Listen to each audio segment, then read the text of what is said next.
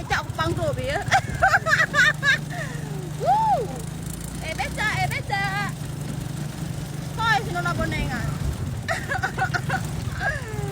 Nyo tu aku minta kah nona apa? Nyambal, ay. Ay. Nyambal lah kau deh. Ini apa beca? Aduh. Isi nona cocok dua sembunyi dong.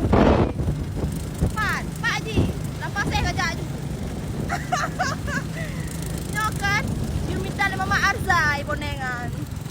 Nyo yo nak rumpak berarti ji musom. Jemput semua lah. Beca.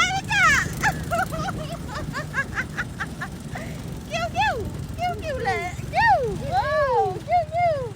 Beca. Oh mak ơi, betul dah. Lambar juga.